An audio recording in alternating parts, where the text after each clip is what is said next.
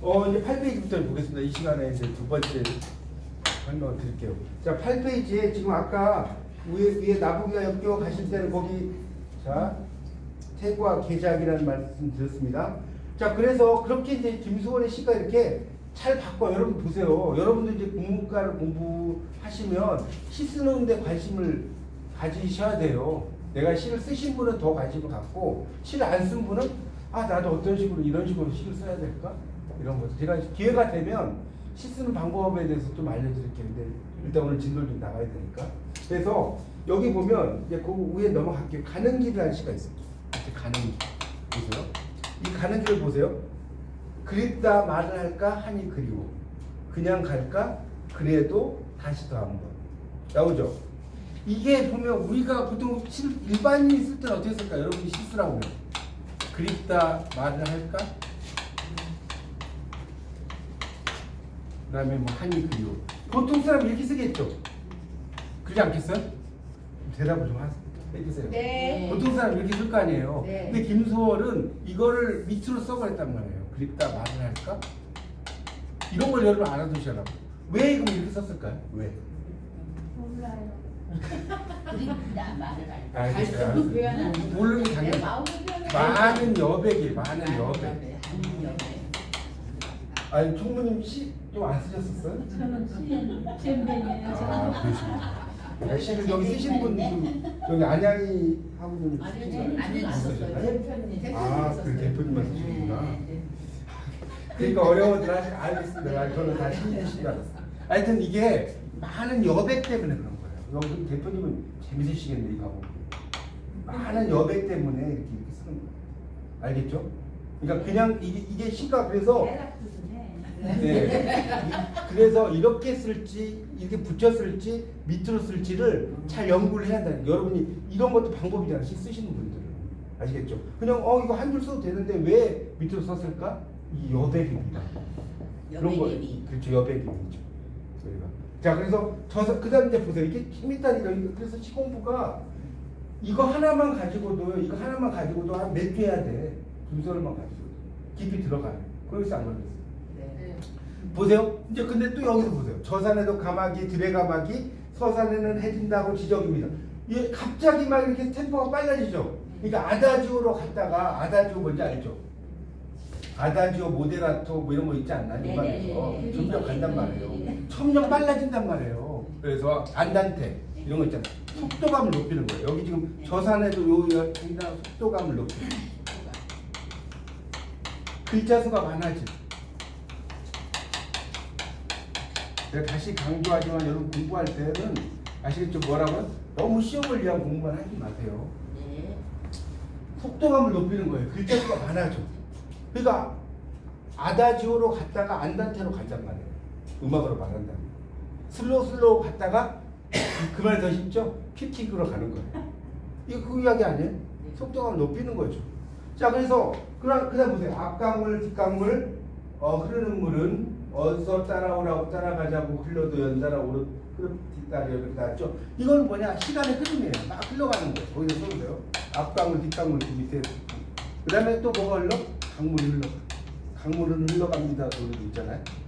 흘러가는 거예요. 자, 그러니까 이것도 결국에 무슨 감입니까? 무슨 감? 속도감이죠.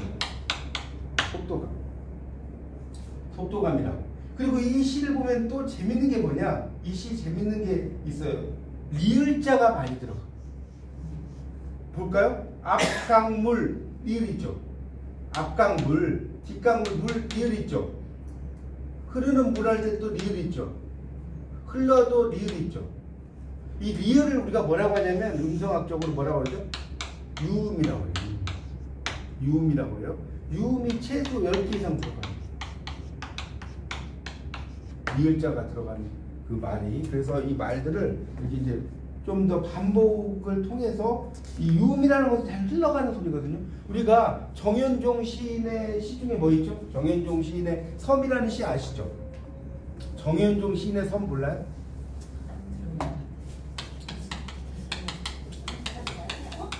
이 정현종의 섬이라는 시 보면 뭐냐, 너무 유명한 시인데 사람들 사이에 섬이 있다.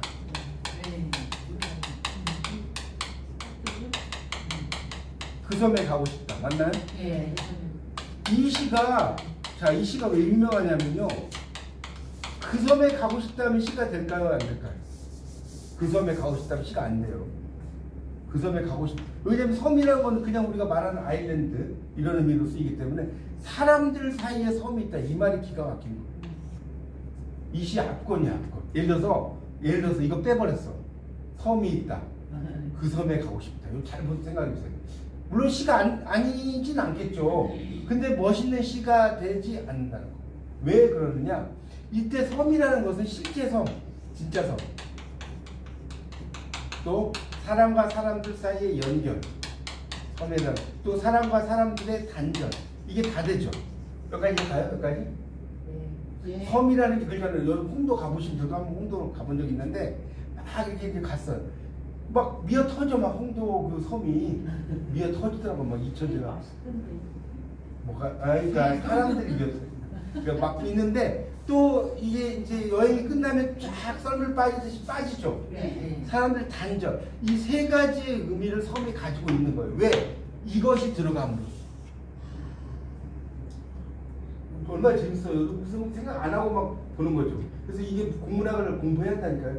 국문학을 안 하고 인생을 논하지 마라 이런 말 있어요. 셰익스피어를 공부하지 않고 영문학을 논하지 말고 국문학을 안 하는 분들은 놀지 마세요. 자, 그래서 여기 보세요. 시옷자가 들어가요. 시옷자가. 제가 이야기 이걸 왜 하려고 하냐면 자, 사람들 사이에 섬이 있다. 보세요. 그 섬에 가고 싶다. 이런 생각 안 해봤죠? 예. 보세요. 시옷이 5개가 들어간다니까. 그러니까 이게 공부를 이제 비평을 3번이 뭐라고 하신 거예요? 아, 단절. 사람들 사이에 단절이 된다고. 그런 것들도 있다고. 얼마나 재밌습니까? 19문과. 이런 걸 다 공부하는 거예요. 그래서 이제 다시 이제 책을 볼게요. 그래서 유음이 많고, 자, 그래서 삼음보의 음보, 자, 여기 밑줄 치세요. 뒷페이지. 제가 좀 중요한 거 밑줄 치라고 치시면서 들으세요. 이 시에서도 김소월은 자, 밑줄. 삼음보의 운율을 바탕으로 다양하게 변형된 시행 구조를 구사한다. 삼음보는 소리에, 여러분 이제 처음 시 수업이니까 좀 제가 좀 더 설명을 드릴게요. 음보. 기본 용어를 알아야 돼요. 이걸 음보라고 해요. 음보. 음보가 뭐냐? 소리의 걸음걸. 영어로 뭘까요? 발이 영어로 뭐지? 발이 뭐지? 네, 영어로 푸시라고 해요. 이게 발이라는 뜻도 있지만 시에서는 음보라고 읽어요. 발이 아니에요. 음보. 소리의 걸음걸. 걸을 보자 아시죠? 소리. 그래서 나보기 가, 역겨워, 가실 때에는 삼음보가 되는 거예요. 그렇게 되는 거예요. 말없이 고이본에 들요리다 삼음보. 잘 아시겠죠? 그렇게 되는 거예요. 자, 그래서 이제 이렇게 뭐 슬로우로 갔다가 퀵으로 갔다가 이런 식으로 하는 것이 뭐냐? 결국 이 개인의 망설임을 이야기. 자, 밑에 볼까요? 밑에 들어가면 그러나 그립다 말을 할까 그리워 막 나오죠. 그러다가 그 밑에 뭐라고 나왔어요? 심리적 망설임과 갈등을 밑줄세요. 효과적으로 드러내고 있다. 우리말이니까 찾겠죠? 그런 걸 드러내고 있다는 거예요. 그냥 갈까? 다시 더한 거 이런 것들. 그러니까 이게 지금 뭐냐면 이 김소월의 시는요. 완전히 시적인 화자는 남자는 아니죠. 시적인 화자가 여자예요, 여자. 김소월의 시는 거의 대부분 시적 화자가 여자입니다. 그래서 이 시의 화자를 우리가 뭐라고 하냐면 페르소나라고 합니다. 페르소나. 처음 들어봐요? 페르소나. 이게 누가 이야기했을까요? 페르소나 이야기한 사람이 융이라는 심리학자가 이야기하는 거예요. 근데 페르소나의 뜻은 뭘까요? 페르소나의 뜻은 가면이에요. 가면. 마스크. 가면을 쓰는 거예요. 그러니까 김소월 남자잖아요. 근데 시적 화자 여자죠. 가면을 쓴 거죠. 페르소나라는 가면. 그러니까 이 페르소나가 정말 뜻이 많아요. 여자들이 화장을 해. 가면 쓰는 거죠. 맞죠? 더 예뻐지려고 가면을 쓰는 거죠. 또 연기자들이 그 배역에 막 악역을 해. 실제로 악한 사람이 아니야. 그 막 사람들이 막 욕하고 그러잖아요. 막 악역하면 그러지 않나요? 네. 그게 뭐냐면 거기에 막 빠져 들어간 거 진짜로 악역처럼. 실제로 그 사람이 악한 사람은 아니잖아요. 이해 가죠? 그러니까 그 가면을 쓴 거라고 돼요. 그런 걸 우리가 뭐라고 한다? 페르소나라고 한다. 얼마나 보세요. 공부를 있어 보이잖아요. 있어 보이려고 공부하는 거라니까. 그리고 페르소나 하나 알아보죠. 좋은데요, 선생님? 예, 그러니까 페르소나. 그런 의미로 이제 그래서 김소월이 이렇게 여자의 가면을 쓴 것이다 이렇게 보시면 되겠습니다. 자, 그 다음에 이제 그 밑에 단락으로 가보면, 그래서 그 밑에 단락 둘째 줄, 마지막 단락 둘째 줄에 밑줄 써요. 반복과 변화, 가감한 변조, 거기 밑줄 좀 칠까요? 9페이지의 밑에서 둘째 줄이에요. 반복과 변화, 가감한 변조. 자, 이런 걸 통해서 이 김소월의 시는 리듬을 들어가고, 리듬. 그 다음에, 뭐 또 의미, 소리, 이런 것들이 이제 들어가는 거예요. 리듬을 타는 거죠. 말들이. 아까 여기서 무슨 음이라고 제가 이야기했었는데 유음, 그렇죠. 유음, 리을음이 10개나 들어간다니까요. 들어간지 안 들어간지 여러분 찾아보시면 알 거예요. 리을자가 되게 많아요. 뭐 오라고, 리을, 연달라, 이해가시죠? 뭐 다 리을이 막 들어가지 않습니까? 이러면서 말이 좀 부드러워져요. 리을자가 들어가면 말이 유음이기 때문에 되게 말이 부드러워진다니까. 그런 것들이 있다는 거. 자, 넘깁니다. 자, 보세요. 이게 할 이야기가 이렇게 많은 거예요. 시간이. 자, 10페이지 보면, 자, 10페이지 넘깁니다. 자, 여기 이제 보면 김소월의 시가 이제 운율을 창조한 거고, 접동세, 그 다음에 진달래꽃, 초원, 뭐 이게 전통 설화를 시적 배경으로 차용. 자, 이 차용이란 말 좀 설명드릴게요. 차용. 우리가 이제 문학을 공부하다 보면, 차용이란 말 되게 많이 써요. 차용은 뭐냐? 빌려 쓰는 거예요. 빌려 쓰는 거. 여러분, 아파트 대부분 여기 이제 아파트 사시는 분들이 많으실 거예요. 근데 아파트에서 이렇게 경치를 보잖아요. 산이 있고 뭐 정원이 있어. 내 정원이에요? 아니요. 내 정원이 아니죠. 근데 내 정원처럼 쓰죠. 예. 그걸 뭐라고 하죠? 음식한 말로? 그러니까 이게 차용이야. 그러면 이건 차복이있어. 몰라요? 차경이라고 하는 거예요. 경치를 빌려 쓴다. 그러니까 이 경치가 내 건 아닌데 내 거, 그러니까 우리가 뭡니까 경회로 이런 데 가면 이렇게 딱 그 뭡니까 또는 양평 이런 데 가면 이렇게 문이 있잖아요. 여기 딱 앉아 있으면 강의 액자처럼 보이지 않나요? 예. 이런 걸 차경이라고 하는 거예요. 차경. 경치를 빌려 쓴다고. 그래서 여러분 이제 송순의 시에 보면 시조에 보면 이제 2학년이니까 배우실 거예요. 10년을 경영해서 초려 삼간 지어내니 10년을 경영해서 요즘 10년 경영해서 최소한 32평짜리 살아야 되는데 오두막 하나 사는 거예요. 그래서 이게 이렇게 집을 지었단 말이에요. 근데 이게 이 시가 되게 재밌냐면 한 방에다가 달을 넣어. 한 방 하나에다 달을 넣는다고. 또 한 방에다 별을 넣어. 근데 강사는 이게 방이 24평짜리야. 그러니까 강사는 방 하나가 없어. 들어갈 수 없죠. 강사는 들릴 데가 없어서 불러두고 보겠다. 얼마나 멋있습니까? 이런 말을 쓸 수 있겠어요? 10년을 내가 경영해가지고 24평 아파트 하나 지었는데 그 아파트 하나에다가 달을 넣어놓고 아파트 방 하나에다 별을 넣어. 근데 강사는 들릴 데가 없어. 그러니까 둘러두고 보겠다. 기가 막히지 않습니까? 둘러두고 본다고. 둘러두고 이렇게 본다고. 강산을 이게 들어갈 수가 없으니까. 그러니까 아파트 앞에서 이렇게 이 정원 있잖아요. 이 아파트 정원을 여기 집에다 가지고 못 오잖아요. 요즘 말로 하잖아요. 멋있지 않나요? 이래서 이 문학이 멋있는 거예요. 문학이라는 게 참 삶을 정신적으로. 문학이라는 게 돈은 안 돼. 문학이 갖고 돈이, 문학이 갖고 돈은 안 돼. 물론 이제 이 유명한 작가가 되면 돈이 되지만, 근데 이제 우리의 삶을 풍요로 하는 게 그 문학이죠. 그래서 우리가 우스갯소리로 그래. 국문과는 굶는과다, 굶는과. 굶는과. 실제로 굶는 건 아니지만, 우스갯소리로 그래요.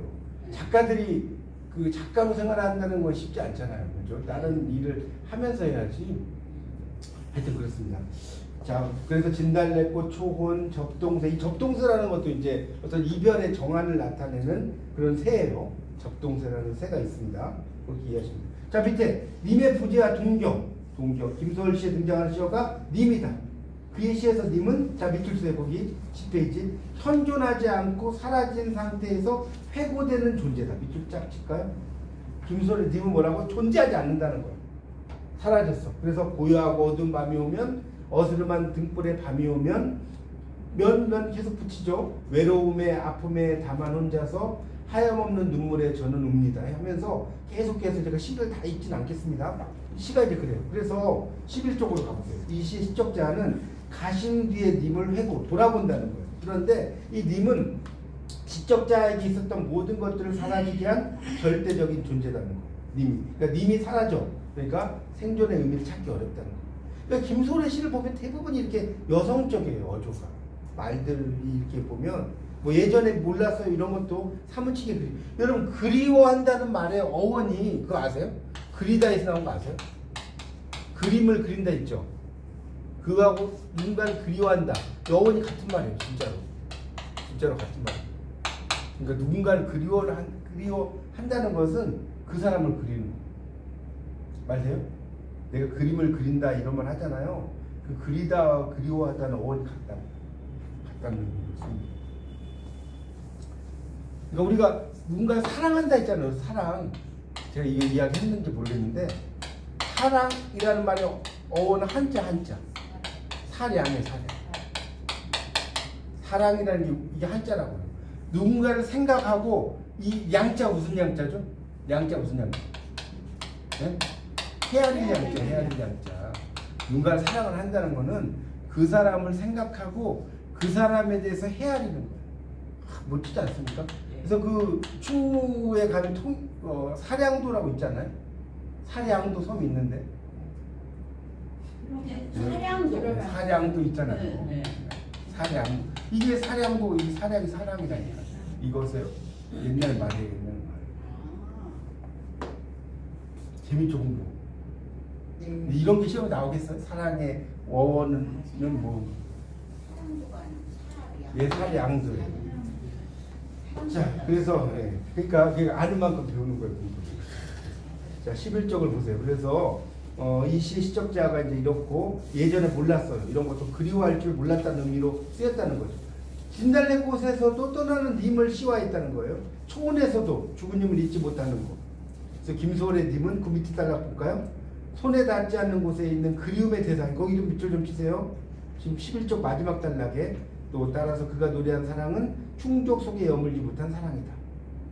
그러니까 그런 것을 이야기한다는 거예요. 그러니까 결국은 김소월의 사랑은 정말 누군가를 그리워하는데 만나지 못하는 이런 것들이 정말 이거 아프죠. 우리가 그런 말 하잖아요. 정말 첫사랑이 있어. 근데 그 첫사랑하고 뭐 같이 살 때도 좋을 수도 있지만 그 첫사랑을 그리워하는 게 더 좋을 수도 있는 거 아니에요? 그렇잖아요. 첫사랑하고 살아보니까 내가 생각하는 거하고 달라. 그런 거 있잖아요. 같이 공감할 시간이 없으면 그건 일시적인 것 같아요. 그러니까 그래서 오히려 이렇게 그 사람에 대한 그런 여러분들 첫사랑의 기억이 그냥 지금 생각해서 그게 더 멋있는 거지. 그 사람하고 같이 내가 뭐 산다든가 이런 것보다는 더. 그러니까 여기서도 이제 제가 이 이야기를 왜 하냐면 김소래 씨가 그렇다는 거예요. 실제로 막 서로 좋아가지고 만나고 뭐 나는 헤어지지 않을 거야 이런 이야기가 아니라 다 사랑을 하는데 만나지 못하는. 우리가 피천득의 인연이라는 시가 아니죠. 스피드 왜 멋있어요? 이 아사코와의 만남이잖아요. 피천득의 인연 읽어보셨죠? 네. 아사코와 세 번 만나잖아, 맞죠? 아사코라는 아침에 태어난 아이잖아, 조자. 우리말로 하면. 이 꼬가 아이라는 뜻이잖아, 일본어로. 그래서 이 아이와의 만났는데 얘가 초등학교 때, 유치원 때, 맞죠? 대학생 때, 나중에 중년일 때 이게 만나거든요. 그래서 결국은 내가 이 사람을 만났는데 결국 세 번째는 내가 만나지 말았어야 한다. 뭐 이런 이야기거든요. 이게 참 그래서 그런 이야기가 이제 인연인데 결국은 실제로 만나서 이렇게 사는 것보다 빨리 떨어져 있는 모습 이런 것이 멋있을 수 있는 거죠. 자, 다시 이제 교재해 보세요. 12쪽. 그러니까 이거를 여러분 이제 여기까지는 안 들어갔을 거예요. 국문학을 안 하면. 자, 그러면 님과 헤어지고 어쩌고저쩌고 나와요. 김소래 씨. 이게 뭐냐? 식민지 현실에서 어떻게 보면 이걸 광복이라고 본다면, 그러니까 님을 광복이라고 본다면 광복이 잘 이루어진 시기가 아니죠. 이 시기가. 김소월이 1920년대 주로 활동했잖아요. 그러니까 광복이 실제로 이루어지지 않은 것을 김소월이 이렇게 또 표현했다고 볼 수 있어요. 있어요. 네, 그렇게 볼 수 있다는 거예요. 왜냐하면 직접적으로 이야기를 하면 엄청나게 핍박을 받으니까 검열의 문제가 있잖아요. 검열의 문제. 그래서 이거는 약간 옆으로 간 이야기지만 하나 또 이야기해볼게요. 김시습이 이제 나오는데 김시습. 여러분 김시습의 금오신화라고 있어요. 제가 이야기했는지 안 했는지 모르겠는데 이 김시습의 금오신화라는 작품이 있어요. 금오신화 만복사 저포기부터 시작해. 만복사라는 절에서 윷놀이하는 거 윷놀이. 누가? 양생이라는 사람. 만복사라는 이게 지금은 만복사가 없고요. 제 지금 만복사도 가봤는데 만복사 남원에 가시면 여러분이 만복사를 치잖아요. 엉뚱한 절 나오고요. 만복사 지를 쳐야 돼. 만복사 지를 치면 이 만복사 저포기에 이제 배경이 되는 곳이 나와요. 아시겠죠? 잘못 지어갖고 만복사가 안 돼. 저포는 윷놀이인데 양생 저포기요? 네, 저포기. 만복사에서 윷놀이를 하는 이야기.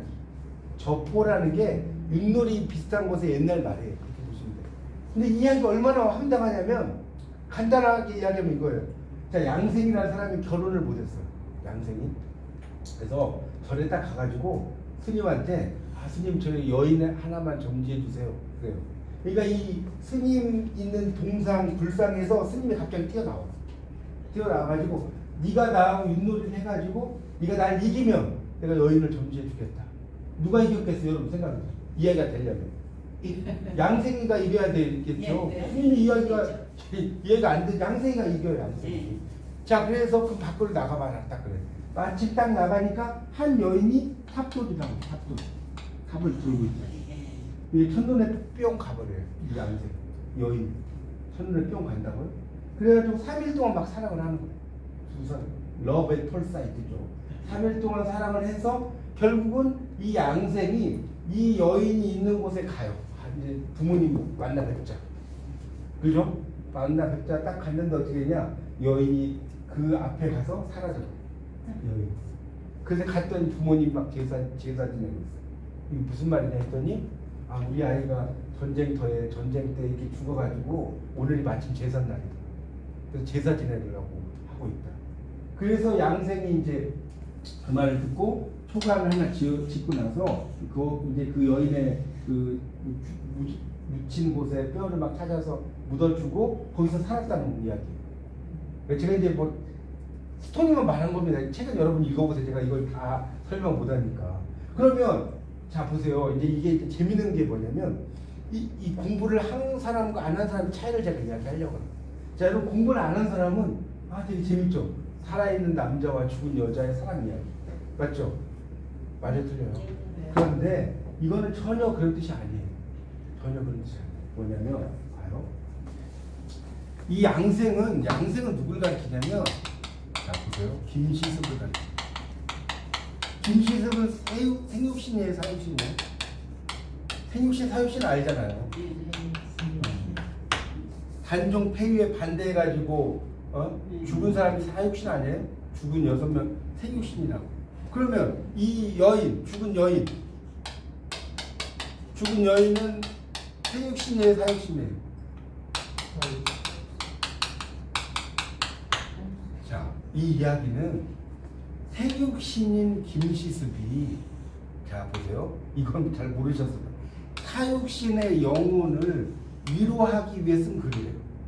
근데 이거를 직접적으로 써버리면 수양대군이 가만히 있겠어요? 죽이겠어요? 죽이죠. 네? 생각해보세요. 돌려서 쓴 거, 돌려서. 그거 모르셨죠? 공부라는 게 그래서 제가 국문학을 해야 된다는 거예요.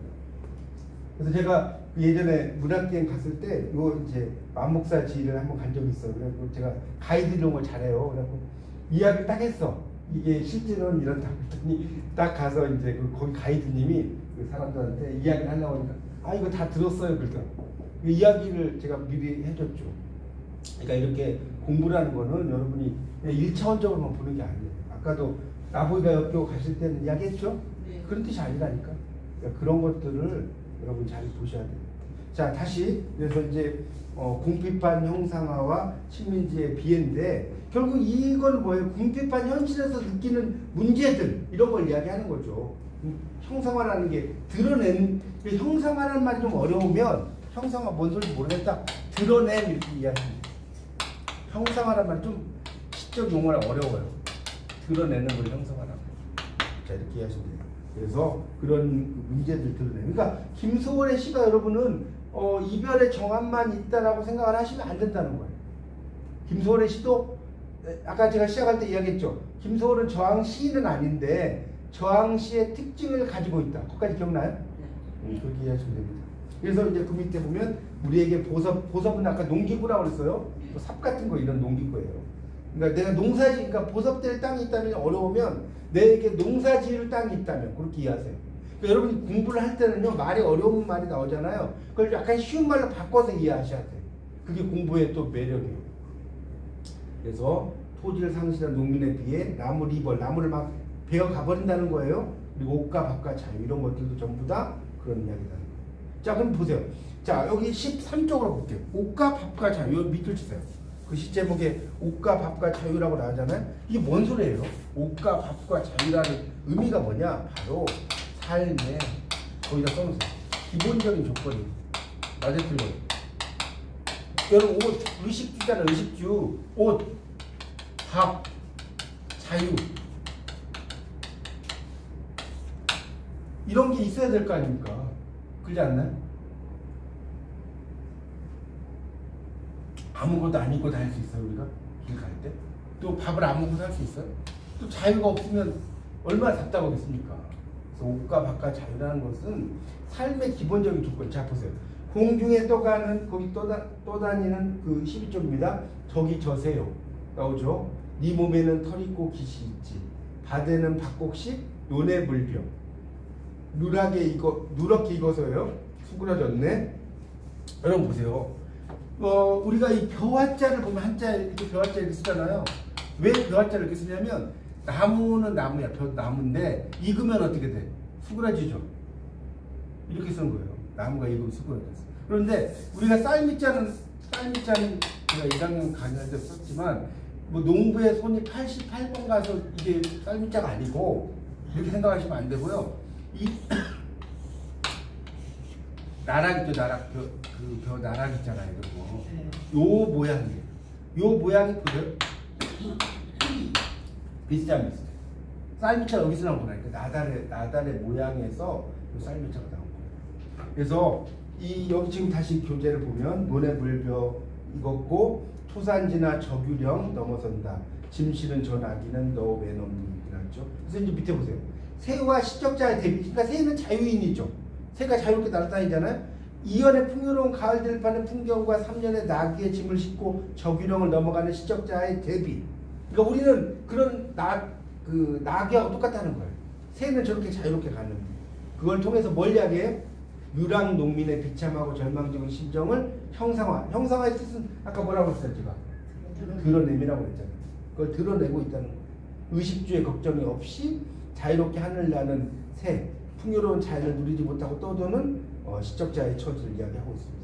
그래서 이런 궁핍한 현실에 대해서 이렇게 잘 드러내고 있습니다. 그러니까 우리나라에서는 의식주 이런 말 쓰잖아요. 이것도 하나 좀 알려드릴게요. 근데 의식주를 영어로 써라.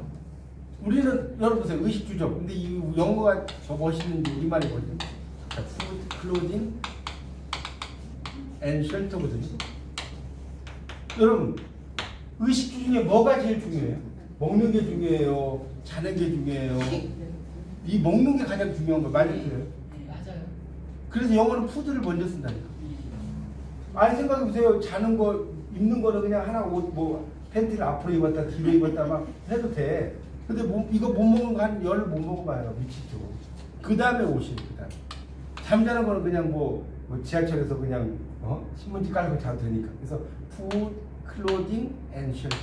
그러니까 영어에서는 식, 의, 주. 그래서 영어가 더 실용적이죠. 영어에서는 이 푸드를 먼저 따지죠. 우리는 의식주라고 하지만. 자, 그래서 이제 보통 카피 넘기세요. 자, 자연과 작품 원문 및 해설. 자, 넘어가서 14쪽. 이 김소월이 워낙 유명해서 할 얘기가 너무 많아요. 자, 14쪽을 보면 산유화라는 시가 나올 거예요. 나오죠? 이 산유화라는 말의 뜻은 뭐냐면 산유화의 뜻이 뭐예요? 산에 있는 꽃이라는 뜻이에요. 우리말로 한다면 산유화, 산에 있는 꽃이라고. 그래서 산에는 꽃, 이게 되게 유명한 시예요.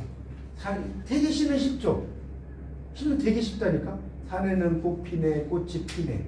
가을, 봄, 여름 없이 꽃이 피네. 계속 피네가 계속 반복되네? 산에 피는 꽃은 저만치 혼자서 피어있네. 산에서 우는 적은 새요, 꽃이 좋아 산에서 산호라네. 산에는 꽃 지네 꽃이 지네. 가을 봄 여름 없이 꽃이 지네. 여러분도 쓸 수 있지 않겠어요? 이런 정도는? 그죠? 시는 되게 쉽잖아요. 근데 되게 유명하다니까. 왜 시는 이 시가 유명하냐면 보세요. 이 시는 자 이걸 이렇게 설명해. 이 시를 비평가들이 어떻게 평가를 하느냐 이렇게 평가해. 절제되고 단순한 구조다. 절제되고 단순한 구조다. 이 산유화가 산에 있는 꽃이라고 그랬죠. 자 그러면 보세요. 지금 1년에 피네 3번 들어갔죠. 잘 보세요.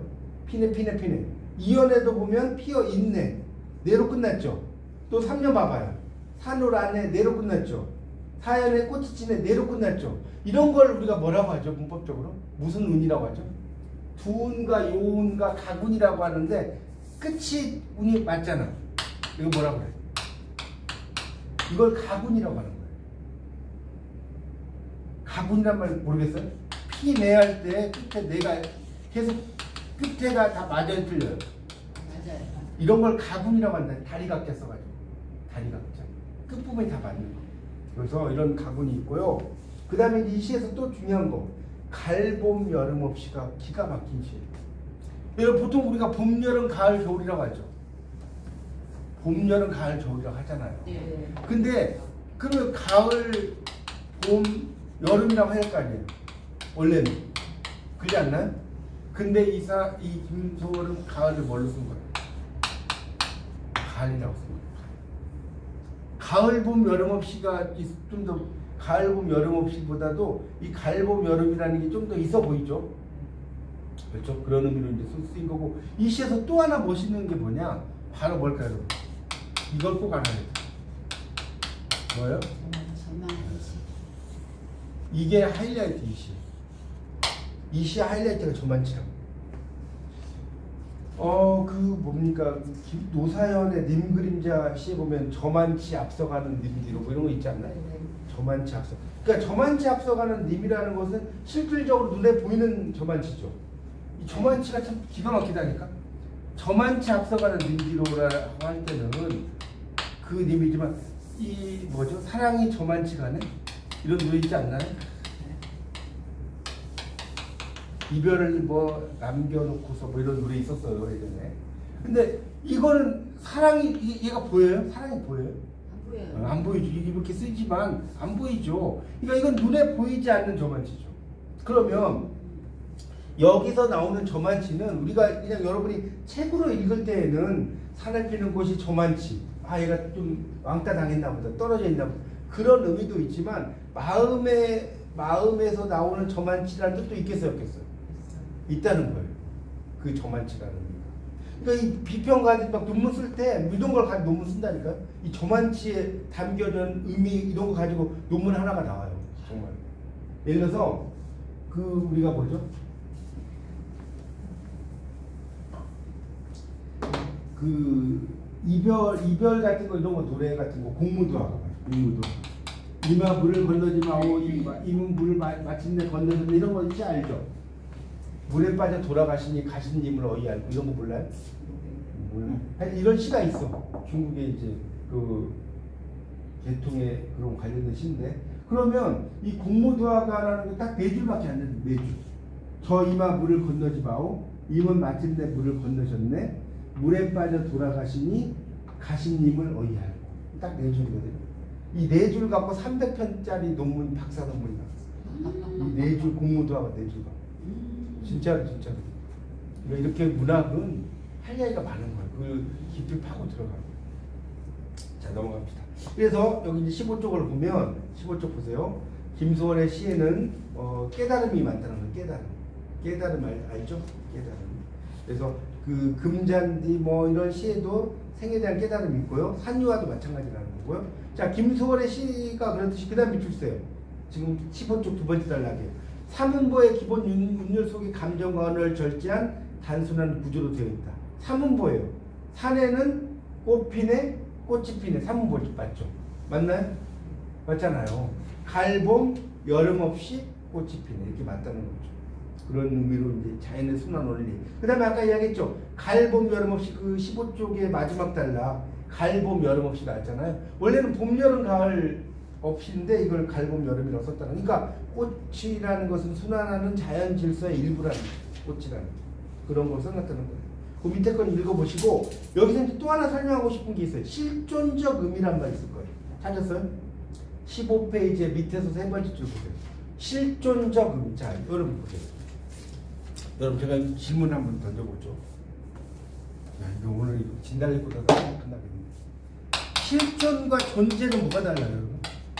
실존과 존재가 뭐가 다르냐고 여러분에게 물어본다면 뭐라고 대답할 거예요? 실존과 존재는 뭐냐면 존재는 빙이고 실존은 이게 디스턴스. 이거 알아두세요. 이거 되게 중요한 말이에요. 실존은 그냥 있는 거예요. 있는 거. 아니 존재는. 실존은 있는 것 플러스 주체성. 그러니까 뭔 소리냐면 여러분 여기 앉아가지고 그냥 언제 시간 가지 막 이러고 있어 만약. 그럴 수 있죠. 집에 있는 누룽지 누가 먹었지 하고 막 그냥 딴 생각하고 있어. 그럼 존재라고. 근데 이 실존은 내가 여기서 수업을 좀 들어서 문학에 대한 지평을 기대 지평이라고 무식한 말로 문학에 대한 기대 지평을 내가 확장시킬 거야. 이삭이 우물을 파가지고 막 이게 엄청나게 지평을 넓히잖아요. 맞죠? 성경에 나오잖아요. 그런 것처럼 나도 이 기대 지평을 넓힐 거야 하고 막 열심히 공부해. 그럼 뭐가 돼? 실존이 되는 거예요. 그러니까 실존이라는 것은 이 아이덴티티가 주체성, 아이덴티티, 나는 누구인가 이런 문제가 들어가면 뭐예요? 실존이고 그냥 가만히 있어 그냥 멍 때리고 있어. 그럼 뭐라고요? 존재고. 그래서 이 인간에게 실존적 의미를 던져주고요. 자, 그 다음에 꽃이 그 다음에 아까 설명드린 게 나왔네요. 고독을 환기, 불러일으켜. 환기한다는 건 불러일으킨다는 뜻이에요. 그건 알죠? 환기한다는 말은 모르면 써놓으세요. 제일 마지막 줄 불러일으킨다. 꽃이 저만치 넘겨보세요. 혼자 피어있듯이 시적 자아 또한 여기 혼자서 홀로 있다. 아까 이야기했던 저만치라는 것은 실질적인 저만치, 추상적인 저만치가 같이 있다. 자, 그 다음 좀 내려가서 밑줄 보세요. 김소월은 5째 줄 이를 통해 자연과 인간 사이에 놓인 단절을 숙명처럼 안고 살아가야 하는 근대인의 운명을 보여주고 있다. 이 말 있죠?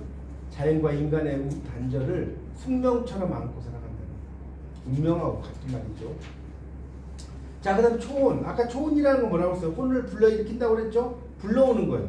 산산이 부서진 이름이요, 허공 중에 헤어진 이름이요, 불러도 주인 없는 이름이요, 부르다가 돼가지고 이름이요. 자, 이 시는 그래서 어떤 걸 나타냈냐? 좀 설명해 줄게요. 상실감, 비애감. 자, 쓰세요. 슬픔, 절망감. 자, 이걸 다 나타내고 있어요. 이 시 속에. 상실감, 비애감, 슬픔, 절망감 이런 걸 다 나타내고 있다. 어떤 시가? 이 초혼이라는 시가. 자, 그리고 이 시를 보면 반복이 돼야 한대요. 이름이여, 이름이여, 이름이여, 이름이여. 그 다음 오른쪽 보세요. 오른쪽. 부르노라, 부르노라 계속 반복되죠. 반복되잖아요. 그러니까 이게 뭐냐? 이 시는 반복이에요. 자, 반복을 통해서 뭘 의미하냐? 문자를 통한 시각화죠. 시각적으로 보여줘. 자, 그리고 리듬이라고 하는 거. 리듬이 계속 생기죠. 리듬을 창조합니다. 반복한단 말이에요. 반복. 레퍼티션. 반복을 해서 문자를 통한 시각화를 나타내고 또 리듬을 통해서 뭘 나타낸다? 창조를 나타낸다. 이렇게 보시면 되겠고. 자, 그 다음 또 어려운 말이 하나가 나옵니다. 고복의식이라는 단어가 나와요. 자, 거기 17쪽에 보세요. 17쪽. 초혼은 죽은 사람의 넋을 부르는 고복의식이란 말이 있을 거예요. 있죠? 이 말이 좀 어렵습니다. 고복의식이라는 게 뭐냐면 우리가 장례 절차에 장례 절차인데 마지막으로 죽은 자의 넋을 부르면서 죽은 자를 떠나보내는 의식이에요. 자, 다시 이건 말로 할 테니까 적으세요. 마지막으로 죽은 자의 넋을 부르며 죽은 자를 떠나보내는 의식. 이걸 뭐라고 한다고요? 고복의식이라고 해요. 고복의식. 죽은 자의 넋을 넋을 떠나 죽은 자의 넋을 부르며 죽은 자를 떠나 보내는 의식. 넋을 부르며 죽은 자를 떠나 보내는 의식을 보복 의식이라고 합니다. 그래서 이 복이라는 것은 이제 이게 이 글자는 한자에서 이 다시 보라고 읽기도 하고요. 회복할 복으로 읽기도 해요. 회복할 복. 이거 알죠? 강복할 때 이거 쓴단 말이에요. 그 보라고 하는 것은 이제 뭐 그 죽은 자의 넋 뭐 이런 걸 나타내는 거예요. 골자가. 그래서 이런 것을 나타내는 시입니다. 그러니까 상당히 어때요? 혁정적으로 쓰는 시예요. 이 시는. 왜냐면 내가 사랑하는 사람이 막 돌아가셨단 말이에요. 돌아갔기 때문에 진짜 그 뭡니까? 너무나 슬퍼. 그걸 쓴 거라. 그래서 그 밑에 보면 시인 선영주가 밑에서 5줄 나오죠. 어디까지 뻗치는 나왔어요. 못 써놨잖아요. 저승까지 뻗치는 사랑의 소리라고 절개는 노래를 이야기하고 있습니다. 넘겨보세요.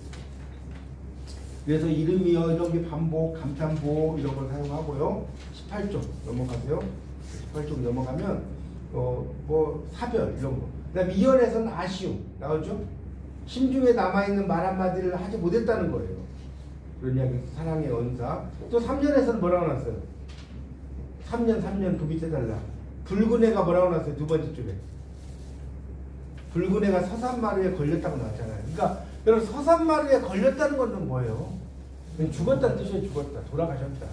우리가 그 노래 같은 데도 보면 서산마루에 뭐가 걸렸다 이러면 우리가 해가 동쪽에서 떠서 서쪽에서 지잖아요. 그래서 이 서산마루에 걸리고라는 게 되게 문학적인 표현이죠. 비유적인 표현이죠. 돌아가셨다는 뜻이에요. 사슴의 무리도 슬피 운다. 이거는 이제 이 뭡니까? 사슴이라는 동물을 슬피 운다라고 이야기하는 거. 이런 걸 우리가 뭐라고 하는지 아세요? 사슴이 슬피 운다. 이거를 뭐라고 할까요? 이런 걸. 잘 보세요. 여러분 그 청산별곡이라는 그 고려 가요가 있잖아요. 거기에 보면 울어라 울어라세요. 이거 몰라요?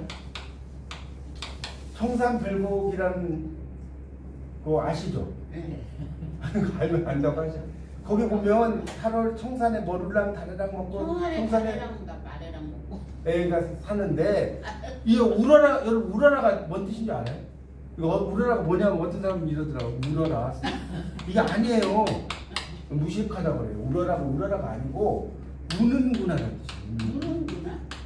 네가 울고 있구나. 우는구나. 오늘 많이 배우시네. 우는구나세요. 울어라세요. 자고 일어 울어라세요. 자고 일어나 우는구나세요. 널나와 씨름한 나도 자고 일어 우니노라. 너보다 씨름이 많은 나도 자고 일어나 운다는 거예요. 자 이거 쓰면 알 텐데. 아 여러분 공부 많이 하셔야겠어요. 감정이입이라고 하는 거예요. 그걸 엠퍼스라고 하는 거예요. 엠퍼스. 퍼스라는 게 마음이고 M이라는 게 보낸다는 뜻이야. 보낸다. 내 감정을 새한테 보내. 내가 슬프면 새도 슬프고 내가 기쁘면 새도 어때요? 내가 기쁘면 여러분 새가 이렇게 찍찍찍찍해. 내가 막 뭐라고 할까 사법고시 막 패스했어. 그리고 새 소리 들어. 막 얼마나 기쁘겠어요. 내가 이제 사업하다가 한 2억을 말아먹었어. 근데 새 소리 들어봐. 슬퍼요. 이해가요? 뭔 말인지? 네. 이걸 뭐라고 하냐? 감정이입니다. 감정이. 이게 문학은 좋은 게 뭐냐면 이런 이 용어들이 있단 말이에요. 그런 걸 여러분이 알아야 한다니까요. 아, 그런 거 있어 이러지 말고 그거를 거기에 맞게 그런 표현들을 공부하셔야 돼요. 이걸 뭐라고 한다고요? 감정이입. 자, 보세요. 제 감이 얼마나 잘 풉니까? 여러분 그냥 보면 이해가 안 가는 것들이 많잖아요. 그래서 이제 그런 걸 이야기하고 있다는 거고요. 그래서 이제 좀 넘어가고 밑에. 그래서 사연에서도 이제 그대를 부르고 있지만 그대가 대답이 없다. 이런 이야기 쭉 써놨습니다. 그러니까 되게 슬픈 거죠. 자, 그래서 19쪽에 보세요. 19쪽에 다른 먼저 건너뛰고 넷째 줄 볼게요. 초호는 자 밑줄 쓰세요. 초호는 김소월의 시 가운데 특히 상실과 비애의 감정을 쉽게 토로한다는 말씀 어려운 말이 나와요. 자, 토로 한자로 써드릴게요. 토하다. 네, 그렇죠. 역시 중국가 나오셔서 토할 토자에 이거 드러낼 노자 이슬 노도 되지만 진로 소주할 때는 참이슬이에요. 이게 드러낸다는 뜻이에요. 토할 토자에 드러낼 노자 이런 걸 한자로 써놓으세요. 토로한다 이러잖아요. 물론 토로한다를 한자로 쓰시오 이렇게 시험에 안 나와요. 제가 말씀드렸죠. 근데 이게 뭔 뜻인지 알아야 돼요, 여러분이. 그죠? 토로한다는 말, 감정을 토로한다 이런 많이 쓰는데 토로가 뭐냐면 몰라요, 잘. 사람들한테 물어보면 그런 뜻입니다. 그래서 드러낸다는 거예요. 그래서 그 좀 내려가면 거기 세 줄 내려가서 밑줄 좀 치세요. 시적자의 짙은 비탄과 강렬한 절규가 감정을 자아낸다는 것이고요. 자, 그 다음에 이제 세 번째가 바로 식민지 농민의 비애 이런 것을 나타내는 건데 아까 보섭이라는 거 기억나죠? 보섭이 뭐라고 했어요, 제가? 농기구라고 그랬죠? 네. 근데 땅을 갈아엎는 데 쓰이는 농기구예요. 땅을 갈아엎어. 쟁기. 그렇죠. 쟁기나 삽이나 뭐 이런 종류예요. 그런 것을 보섭이라고 하는 거예요. 보섭. 그러니까 우리에게 농기구와 대일 땅이 있다면 나는 꿈꾸었노라 동무들과 내가 가지런히 벌가라는 게 뭔지 아세요? 벌가. 벌판의 가장자리라는 뜻이에요.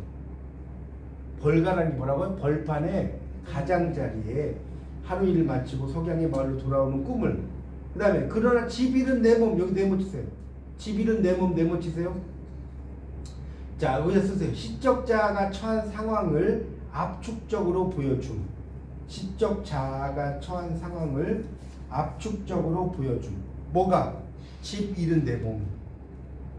자, 바라건대 우리에게 보섭될 땅이 있다면 떠도르랴 아침에 저물손이라는 말은 뭐냐면요, 저물역에, 요즘 말로 하면 저물역이라는 말 들어봤죠?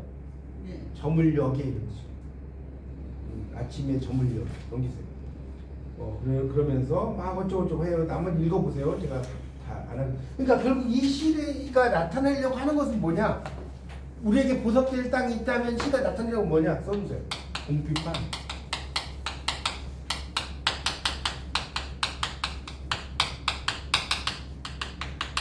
식민지 현실을 나타내는 거예요. 내 이렇게 궁핍하게 사는 곳에 식민지 현실을 나타내는 거예요. 그런 거. 그래서 그런 내용이 되겠습니다. 자, 써보세요. 그러니까 결국 이제 그런 어떤 고향 상실 이런 거고요. 자, 그 다음에 21쪽. 여기 좀만 더 하고 싶게요. 이거 뭐 거의 다 끝나가니까. 21쪽의 둘째 줄에 보면 바라건대 우리에게 보섭될 땅이 있더라면 밑줄 세요. 삶의 터전인 토지를 상실한 농민의 비애와 염원을 그린 시다. 이런 말 있죠? 꼭 알아두시고. 그 다음에 이제 아까 1년부터 2년까지 쭉 설명을 했습니다. 자, 다음 단락 1년은 꿈을 노래한다. 맞죠? 2년은 뭐예요? 꿈과 다른 현실. 맞죠? 읽어보면 3년은 뭐예요? 절망스러운 현실. 그러니까 절망스러운 현실. 그러다가 4년이 이제 마지막 그 다음 단락 보세요. 이처럼 한치 앞을 알 수 없는 절망과 탄식의 상황에서 조심스럽게 길을 간다는 거예요. 그러니까 그 길이, 그러니까 여기서 길이라는 것은 길을 간다 할 때 길은 뭐는 어떤 길이냐? 인생길을 가요. 인생길. 여기서 길은 무슨 길? 인생길이야.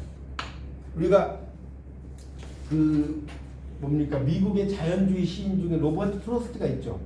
로버트 프로스트의 가보지 못한 길이라는 시가 있어요. 가보지 못한 길. 그러니까 이 시가 보면 뭐 이런 거예요. 노랗게 난 숲속에 무슨 길이 있어? 두 갈래 길이 있어. 두 갈래 길. 두 갈래 길이 있는데 한 나그네 몸으로 두 길을 다 가볼 수가 없는 거예요. 그래서 어디만 가? 이쪽 길 갔어. 이쪽 길 갔어. 근데 이쪽 길도 괜찮아 보여. 나중에 훗날 내가 이렇게 말하겠다. 노랗게 난 숲속에 두 갈래 길이 있어서 내가 뭡니까? 한 길 갔는데 그것이 내 인생의 운명을 이처럼 바꿔놓은 것입니다. 라고. 이런 시 들어보셨어요? 있어요. 하여튼 그런 시가 찾아보세요. 그래서 결국 이건 뭐냐? 인생길. 그러니까 여기서도 이 사람의 길은 시인의 길도 될 수 있고. 맞죠? 맞잖아요. 이 길이라는 것은 그냥 길이 아니라 이 시인으로서의 길을 말한다는 거예요. 저항을 나타내요. 그래서 결론을 하고 쉬겠습니다. 김소월의 시 문학사적 의의는 밑줄 세요. 근대적인 자유시 형식의 완성 밑줄. 결론 바로 밑에 있어요. 그걸 했다는 거예요. 자유시 형식을 완성시켰다. 그런 거 아니고 넘어가세요. 23쪽에서 보면 그래서 김소월은 근대적인 자유시를 완성을 했고 뭐 시온도 나오고요. 이렇게 해서 좀 내려가면 뭐예요? 그 다섯째 줄에 그림자같이 반듯한 영혼이 이상적인 미의 옷을 입었을 때 아름다움의 옷을 입었다는 거예요. 여러분 아름다운 밑자를 한자를 보면 왜 아름다운 밑자를 쓰냐면 양자와 큰 대자가 합해지만 아름다운 밑자를 보면 맞아 틀려요? 아름다운 글자 이렇게 쓰잖아요. 양고기는 엄청나게 맛있다 이런 뜻이에요. 그러니까 원래 아름답다는 말은 아름답다는 뜻이 아니었어요. 아주 맛있어, 딜리셔스. 이해가요? 아주 맛있는 양고기의 모양을 나타냈는데 그게 이제 나중에 아름다운 물자로 바뀐 겁니다. 그래서 다시 이제 보세요. 미의 옷을 입었다는 것이고, 자, 그 다음 좀 넘어가고 밑에서 따라서부터 볼게요. 따라서 그 다음 단락. 김소월의 시적자의 고양된 감정의 주체 나오죠. 거기 셋째 줄에. 여러분 고양이란 말이 뭐예요? 고양. 고양됐다 할 때 고양이 뭐죠? 네? 고양이란 말 많이 쓰는 말인데. 높을 고자에 떨칠 양자예요. 여러분 민족의식의 고양 이런 말 들어봤어요? 네. 민족의식을 높게 떨친다고.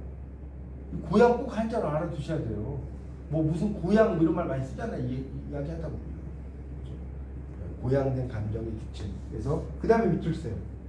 여기만 하고 좀 쉬겠습니다. 쉬었다가 2장 하겠습니다. 극한에 이르는 감정의 표현을 통해서 이쪽 밑에 그는 역동적이고 충실한 내면 탐색의 과정을 보여줬다.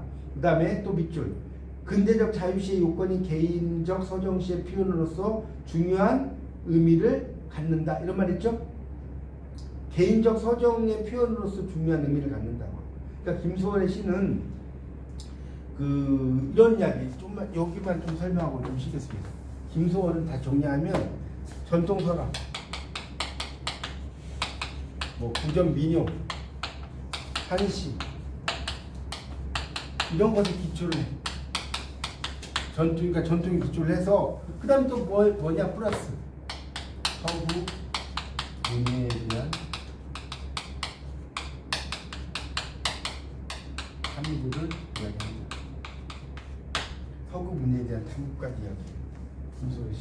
그러니까 이 김소월의 스승이 김억이라고 아까 말씀드렸죠. 네. 김억이 어떤 시를 쓰냐면 김억이 이제 그 예이치라는 시가 있어요. 영국의 시 중에 이 예이치의 시들을 많이 번역을 해요.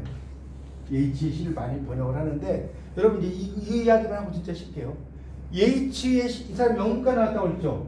김억이 개인 축구대학 영문과 나왔다고 했잖아요. 네. 그래서 예이치의 시를 번역한 걸 얘가 봤어요. 김소월이 봤는데 어떤 시를 번역하냐면 나에게 하늘을 수놓는 천이 있다면 정말 유명한 시예요.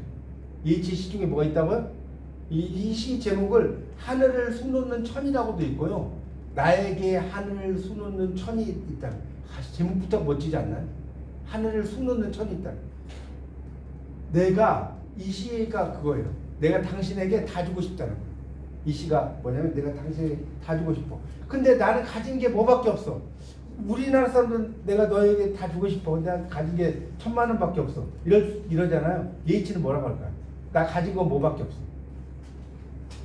여러분 예이치면 뭐라고 있을까? 내가 사랑하는 사람이 있어. 내가 가진 게 뭐밖에 없어. 돈밖에 없어. 내가 가진 게 꿈밖에 없어. 이 시가 정말 멋있어요.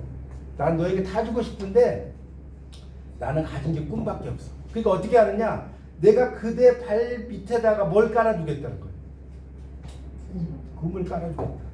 그러니까 살포시 밟고 건너가라. 살포시 밟고 가라. 자, 그러면 보세요.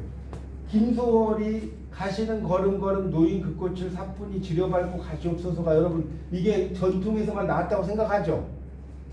그렇게 생각했잖아요. 그게 아니라니까. 이 내용은 예이치의 시에서 나오는 제 말이 믿기지 않으면 하늘을 수놓는 꿈을 한번 검색해 보세요. 나와요. 그 말을 거기에 보면 어떻게 나오냐? 트레드 소프트리란 말이야. 트레드 소프트리.